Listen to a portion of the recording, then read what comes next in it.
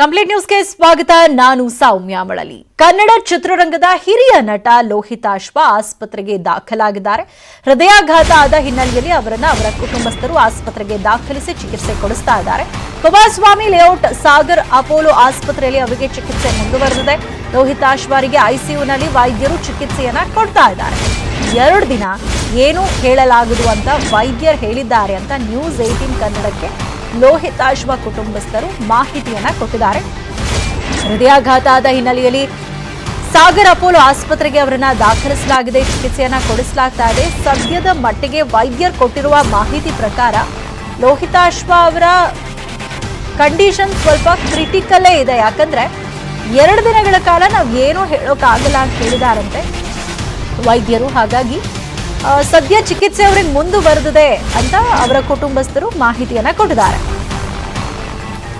ಈ ಬಗ್ಗೆ ಹೆಚ್ಚಿನ ಮಾಹಿತಿಯನ್ನ ಪಡ್ಕೊಳ್ಳೋಣ. ನಮ್ಮ ಪ್ರತಿನಿಧಿ ಸತೀಶ್ ಇದೀಗ ನಮ್ಮ ಜೊತೆ ಫೋನ್ ಸಂಪರ್ಕದಲ್ಲಿ ಜಾಯ್ನ್ ಆಗಿದ್ದಾರೆ. ಸತೀಶ್, ವೈದ್ಯರು ಕೊಟ್ಟಿರುವ ಮಾಹಿತಿ ಪ್ರಕಾರ ಈಗ ಲೋಹಿತಾಶ್ವ ಅವರ ಆರೋಗ್ಯ ಸ್ಥಿತಿ ಯಾವ ರೀತಿಯಾಗಿದೆಯಂತೆ? ಏನ್ ಇನ್ಫಾರ್ಮೇಶನ್ ಸಿಗ್ತಾ ಇದೆ?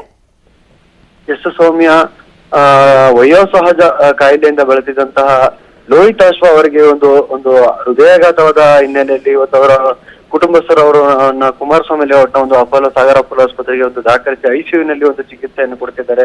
ಸೊ ಅವರಿಗೆ ಹೃದಯಾಘಾತ ಅಂತಂದ್ರೆ ಒಂದು ಕಾರ್ಡಿಯಾಟಕ್ ಆಗಿರೋ ಒಂದು ಕಾರಣದಿಂದಾಗಿ ಅವರಿಗೆ ಐಸಿಯುನಲ್ಲಿ ಚಿಕಿತ್ಸೆ ನೀಡುತ್ತಿರುವ ಕಾರಣದಿಂದ ಇನ್ನೊಂದು 2 ದಿನಗಳ ಒಂದು ಕಾಲವನ್ನು ಟೈಮ್ ಅನ್ನು ತಗೊಂಡಿರುವಂತ ವೈದ್ಯರು ಸದ್ಯಕ್ಕೆ ಏನು ಹೇಳೋದಕ್ಕಾಗಲ್ಲ. 2 ದಿನಗಳ ನಂತರ ಅವರು ಆರೋಗ್ಯದಲ್ಲಿ ಚೇತರಿಕೆ ಆಗುತ್ತಿಲ್ವ ಅನ್ನುವಂತ ನಿಟ್ಟಿನಲ್ಲಿ ನಾವು ಹೇಳ್ತೀವಿ. ಸದ್ಯಕ್ಕೆ ಅವರ ಒಂದು ಸ್ಥಿತಿ ಗಂಭೀರವಾಗಿದೆ ಅನ್ನುವಂತ ನಿಟ್ಟಿನಲ್ಲಿ ಅವರಿಗೆ ಕುಟುಂಬಸ್ಥರಿಗೆ ತಿಳಿಸಿದ್ದಾರೆ. ಈ ಒಂದು ವಿಚಾರವನ್ನು ಕೂಡ ನ್ಯೂಸ್ 18ಗೆ ಅವರ ಕುಟುಂಬಸ್ಥರು ತಿಳಿಸಿದ್ದು.